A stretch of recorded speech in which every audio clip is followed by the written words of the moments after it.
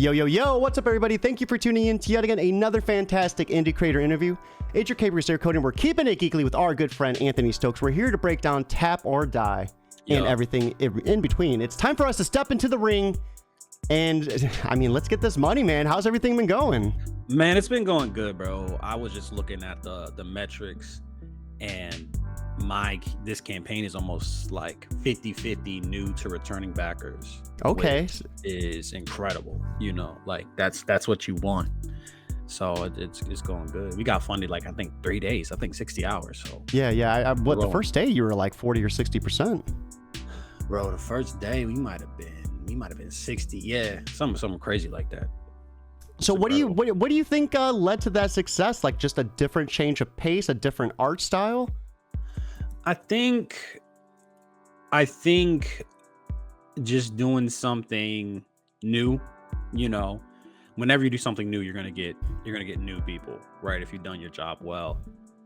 And then I also think that with the kind of the atmosphere on Kickstarter, people have theorized that maybe lighter stuff is gonna do better. You know, more fun stuff is gonna do better. So maybe that's it as well. I also think it's my best looking book interior wise. I feel like. So, you know, a number of factors. So speaking of that, you know, working with a little bit different of a creative team this time around, can we get a little bit of a shout out for who all is involved on this project? Absolutely. So the story by is Christopher Curtis. Armin did some light editing on the book. We have Emilio Utera, who did the lettering and the illustrations. So it's a great team.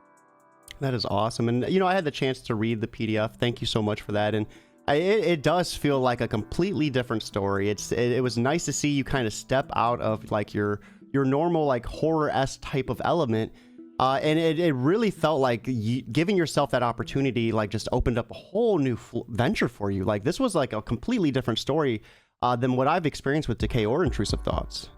Yeah, I think it's interesting because like I think it still has the themes of like overcoming like trauma essentially.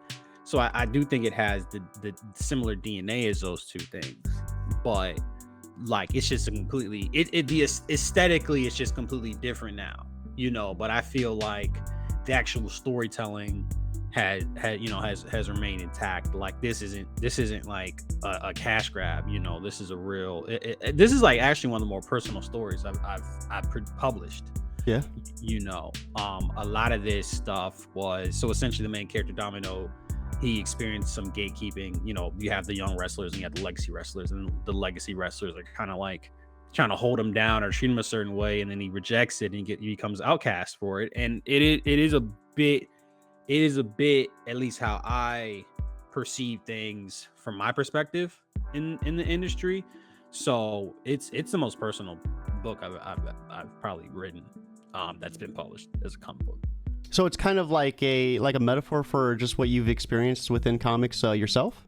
Yes, exactly. And I think there's also, I think anybody can relate to coming into a new industry and having to deal with kind of the people on top that are trying to like mitigate and keep things as, you know, keep the status quo. You know, I think a lot of people can relate to that.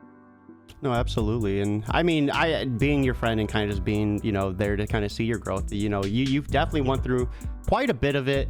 But I mean, recently, dude, you have just been picking up work left and right, if I'm not mistaken.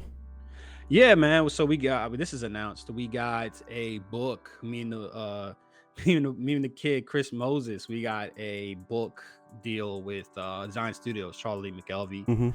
And we actually just got our first draft done. So that's exciting. We're still friends, still my guy after that. So that's is he like officially Chris the Kid now? Is that something you coined, or? I wanted to say something a little bit insulting, you know, just a little jab. I am the older one, you know what I'm saying? Like, so, you know, I guess. But so we got that coming in, and then another project that I think I could talk about directly, but I did sign an NDA, so like I can't really talk about it. So I've got, and then another book with another. Yeah, basically, I had 0 work for hire jobs and I got 3 like almost out of nowhere. So Yeah. that's good news. Anything to supplement the income because where these books get expensive. These books get crazy expensive. I'm sitting on like 2 books right now that I can't wait to. I cannot wait to just release, because then you get the return. You can go spend money on another book. That's really cool, though. I mean, especially, going from just working on Decay, then Decay to Intrusive Thoughts, now boom, whole plate full. It's like a whole different world from you compared to 6 months ago, it feels like. I mean, 3 months ago, really. And I was actually feeling very stagnant in my comic book career, and I'm glad to shut the book on Decay. I love that series, but it was nice.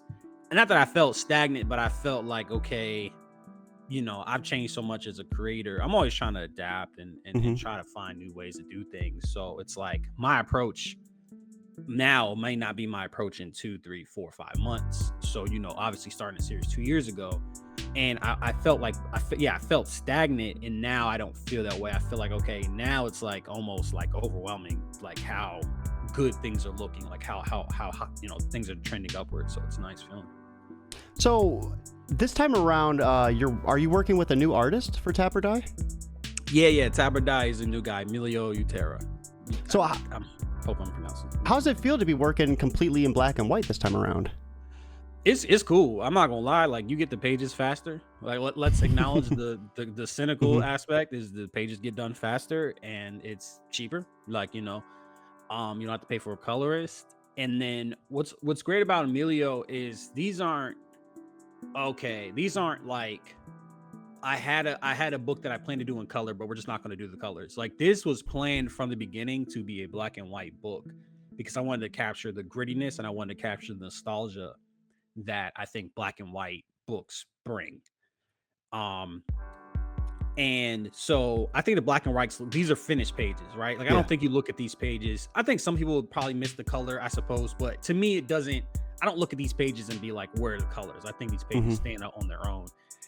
There was consideration that do people buy black and white comics? And it was just a thing of like, you know what, I'm gonna stick to my guns. I mean, it's nice to have a project. Certain things take longer. Certain things, you have, every project is different, and it's nice that, okay, we can sit down and get a book done in 2 months, 3 months. That's a good title to have in a chamber, essentially. Do you feel like it changes your story writing elements or scripting at all, with black and white as opposed to color? No, because it's not even my first black and white book, to be honest. Like, I did a manga that's dropping in a month and a half. And no, okay.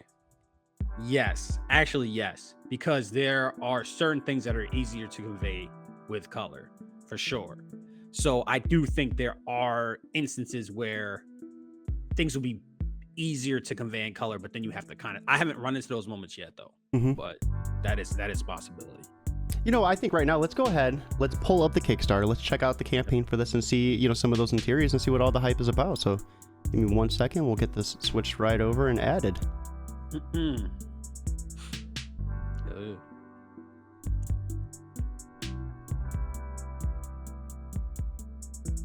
All right.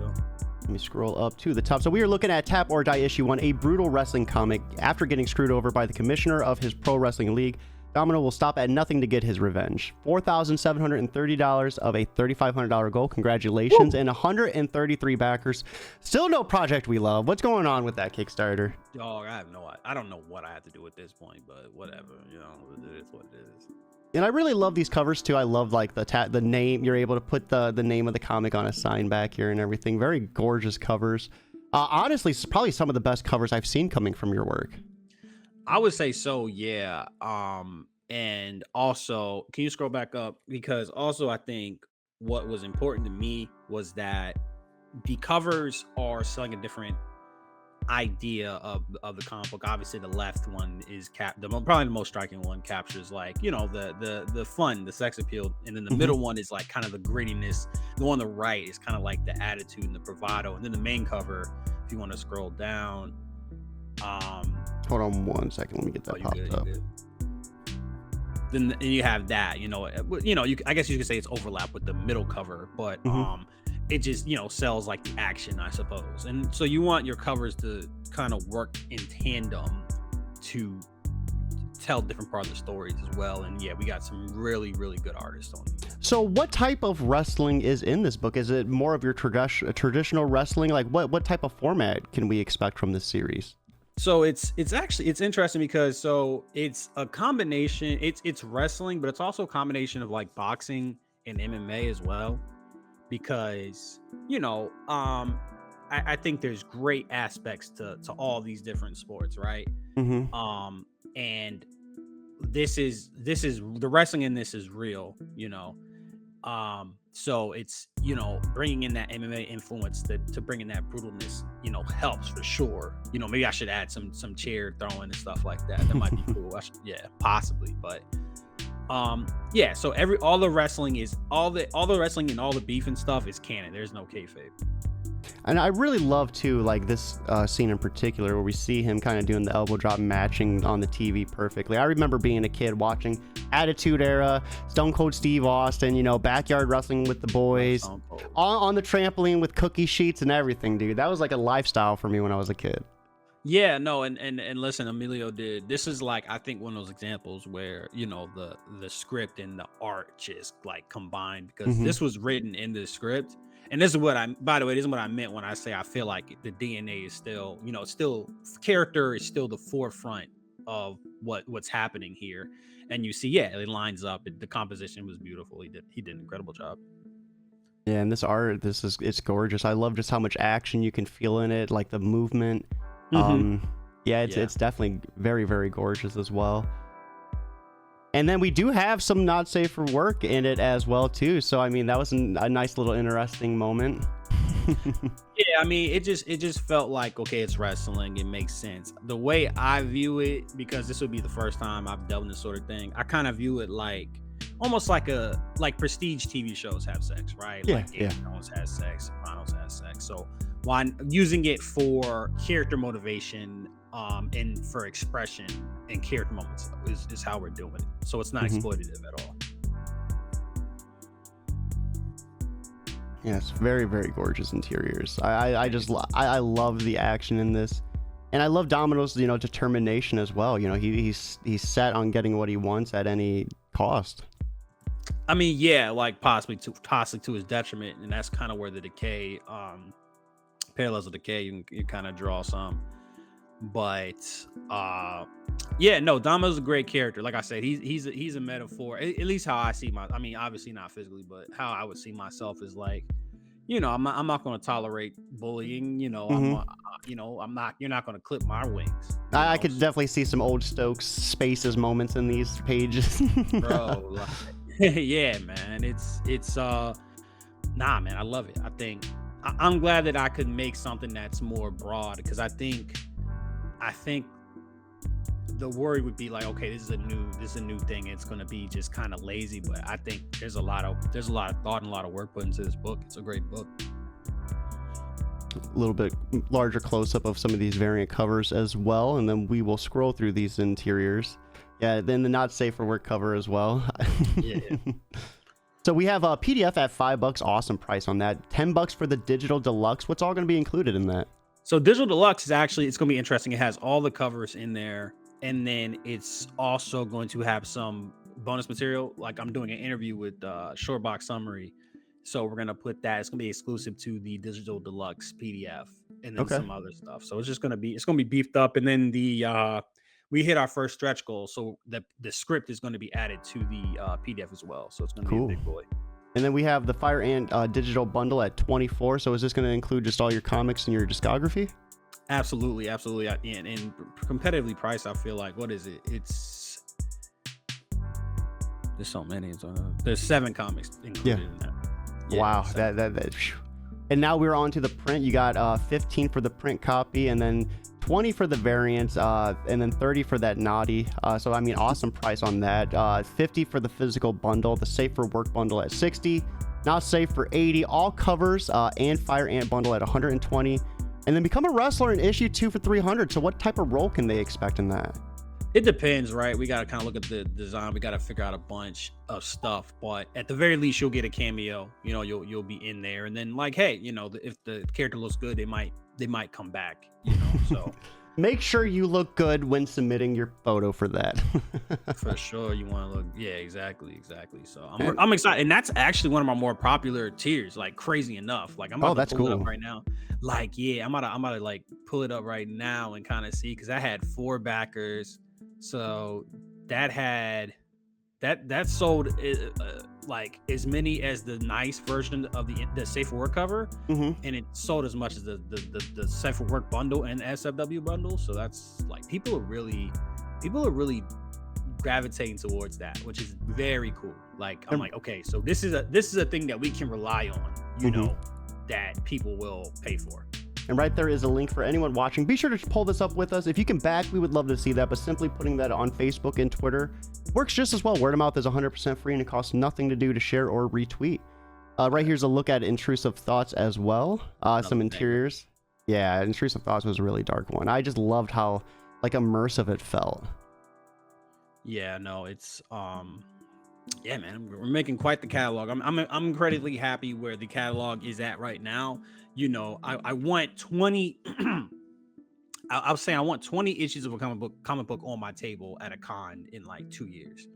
Oh yeah, let's go. You're getting there. You are getting there, man. You're almost halfway there. Now the stretch goal. So you just added scripts to all PDFs. At 5,500, we get an issue 2 cover reveal. At 6,500, the metal cover unlock. A 7,500 tap or die live stream. What type of live stream is that going to be? We're probably going to do. I'm probably going to do on a Super Comic Bros. Cool. Like Um, just kind of like a hangout, like party. yeah, pretty Yeah, much. let's go. 8,500 stickers added to every physical order. So some awesome tiers right here. Stokes, you've been on the show before. You know the drill. For anyone who might be on the fence about backing, if you could step into the ring and convince them otherwise, what would you say to them? I say it's a great book, man. I think it's one of the best indie books on the market. And it's only $5 for the PDF. It's a low barrier of entry. Yeah, and I mean $5. I just don't get McDonald's. Don't get Starbucks one day. Get yourself a I'm comic that's saying, gonna last yeah, longer. bro. Well, you want a cappuccino or you want a comic book, bro? So Come on, Stokes, man. I mean, what's next for you in 2023 that you can talk about? Bro, I mean, working on the K sequel, which looks incredible. Intrusive Thoughts 2 is going to start later this month, actually. Later this month. And then I have a manga dropping, another black and white book dropping next month. And then I'm working on I can't say too much, but I'm working on a new series that I think is like I'm so hyped for. Like I got like I feel like a dream team to put this together to go to pitch and hopefully get it picked up. So I think 2024 is gonna be insane, man. Like I think Let's go. Because that's when the K sequel is releasing. That's when I'll have the new project, the secret project was gonna be presumably ready or picked up or what have you. And then it's gonna be like just Intrusive Thoughts and Tap or Die, like just back to back. And then we get into trades. That's gonna be cool. Mm-hmm. That's so awesome. Now, Stokes, as someone who kind of has pivoted from, I guess, what you normally write, horror. I mean, you still have some of those elements, but something that's completely different out of that realm. For any writer looking to just stretch their comfort zone and do the same, what would be the biggest piece of advice you could offer them to kind of help make sure they, start off smoothly with it? Don't do it. I want to be the most versatile writer in the stay in your lane. I would just say that every genre has its tropes. Every genre has what works for it. But I feel like if you have a good story, that it'll take care of the rest, right? Do your research, have a good story, and I feel like the rest will kind of just pan out. Now, outside of advice, what are you consuming? Video games, TV shows, movies. What's Oh man, what have you been? I've up to? been lucky, man, because I think we had a pretty long weekend. So I watched The Bear season 1 and 2 like the last week. I'm playing Tears of the Kingdom, of course. I picked up the Kirby, Forgotten Land. Picked that up for a little bit, taking a little break from Zelda. Dave, oh man, I've been watching a lot of Dave. That's like an incredible show. and I've been trying to consume more stuff. I miss back before, like, when I was 16, 17, 18, 19, 20, like, I used to watch so much stuff, bro. It was one summer, I would go to work, hit the red box. I would watch everything. I hit the red box. I rented so many movies, they gave me a free movie. Like, I rented 100 movies one summer. Imagine only getting one free rental out of that. You probably spent what, like $300-400? 100. No, it was $1. I think it was $1. Was it $1 a day? How did Redbox work?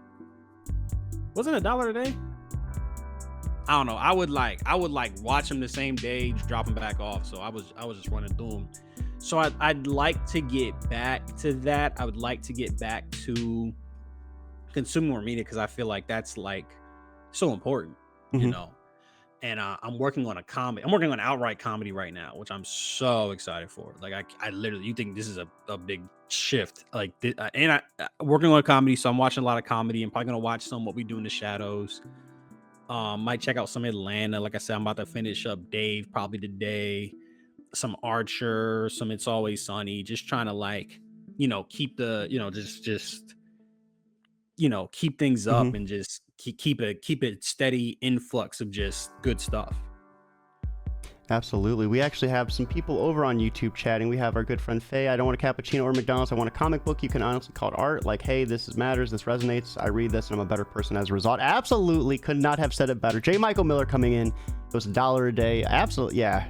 I don't think I think you needed a credit card or something for Redbox. So back then I never could do it. But by the time I got one, Netflix was out. The different Redbox was out. So I was like, I don't need it. It was around the same time, and it was neck and neck, and then obviously Netflix just cleared, bro. No, absolutely. And speaking of keeping, it is time for us to keep it geekly, baby. We need to end up the show, wrap it up. It's a new comic book day. Make sure you check out that link. Back this project for just $5. Get the PDF for $5. You have nothing to lose.